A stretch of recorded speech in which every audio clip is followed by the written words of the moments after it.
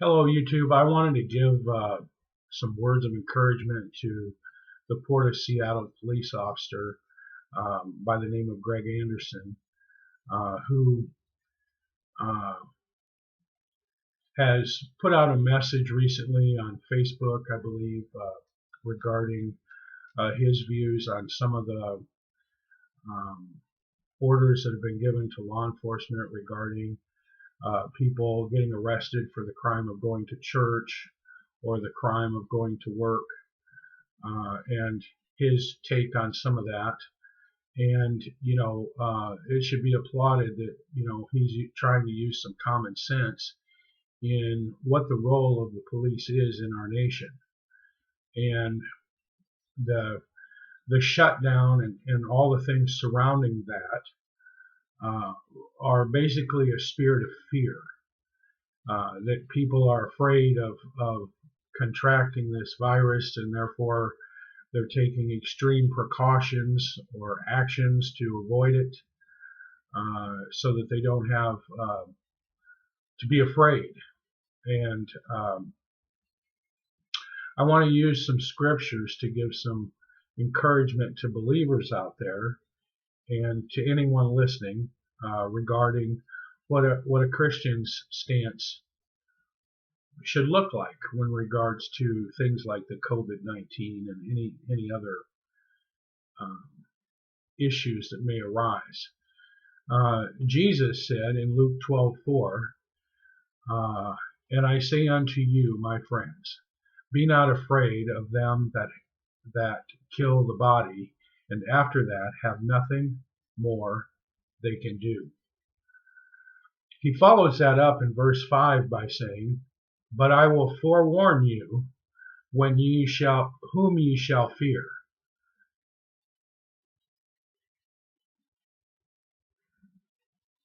Fear him which after he hath killed hath power to cast into hell. Yea, I say unto you, fear him. Well, he's not kidding. I mean, this isn't like a comedy script. He's forewarning you, basically, to fear God. I mean, that is the message. That's who you should fear, and not fear man. That's the message you can take from that. In 2 Timothy 2:7, it says, for God hath not given us the spirit of fear, but of power and of love and of a sound mind. Now, all those three things are very important. The sound mind especially, because right now a lot of people are running around with mental health problems, and we need to evaluate that. What's going on? Why do they have these kind of issues? Well, a sound mind is something that a believer should have, according to Scripture. And I think we need to take that into account and be thankful that the Lord has given us the opportunity to follow Him. And in Romans 8:15, it says, for ye have not received the spirit of bondage again to fear, but ye have received the spirit of adoption, whereby we cry, Abba, Father. Again, backing up what I just said, we need to be thankful to the Lord for His love and mercy on us and His grace toward us. In Proverbs, it talks about the fear of the Lord is the beginning of wisdom. That's Proverbs 9:10. Let me read the whole verse. The fear of the Lord is the beginning of wisdom, and the knowledge of the holy is understanding. So that's telling you that if you fear God, that is the beginning of wisdom. The fear of the Lord is the beginning of wisdom. So when you look at life, if you start out there where you fear God, and that gives you the start of gaining some wisdom about how to walk through this thing we call life. In Proverbs 1:7, it says, the fear of the Lord is the beginning of knowledge, but fools despise wisdom and instruction. Now, when you take that down and you break that down, a fool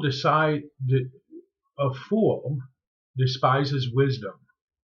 Now, and what does it say about wisdom in the Bible? It says the fear of the Lord is the beginning of wisdom. So if you correlate that, that's talking about fools despise the Lord, because the fear of the Lord is the beginning of wisdom. So it's not hard to put together that if you are one who denies the Lord or doesn't have um, an acknowledgement of Him and a fear of Him, that you're foolish. And I think that's true. I think that's a good statement to operate by. And as we go through struggles in life, um, keep that in mind, to fear God and to have a fear of the Lord. As believers, we're not supposed to walk in fear. So, that's part of what is going on, like I said, with this shutdown. But getting back to the young man in Seattle, I just want to be supportive and say, hey, look, while you're going through this, keep your head up. I think your message of truce, and what law enforcement is about is good, and the fact that you're, trying to stand your ground as far as, your freedom of speech. There's several freedoms in there that you're trying to address, I think, you're trying to address the Constitution of the United States, which is very important. A lot of people have died for people to have the right to say what they want, to follow the religion of their choice, to have freedom to pursue life and liberty and happiness. So, I think that the message is good, and I hope that you're doing well. And if you need anything, or I think, I don't know whether you're a Christian or not. And from that perspective, I hope that you are. But,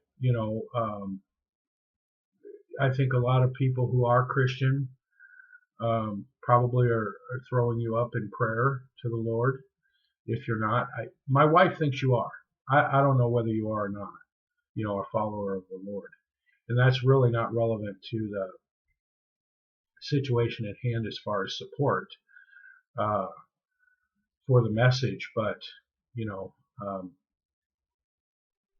because these are difficult times, and you made a difficult decision, and the message of truth about what your role is very important, and I hope people respect that you're trying to calm people down and say, look, let's use common sense when we're enforcing the laws of our land, and let's enforce laws that are actually crimes and not some sort of edict that has never been a crime before, and all of a sudden it's a crime to go to work, or to operate your business, or to earn money. There's a lot of testing going on right now in our country regarding issues like that. And, I think we need to be mindful and watchful of what happens next and how things go. But just know you're not alone in your thoughts of what liberty is, and that, let's not overreact to all this that's going on. I just want to wish you the best. If you need anything, let me know. Leave a comment. I'd certainly love to talk to you if I could and give you some encouragement. I hope things are going well for you, and good luck with your situation.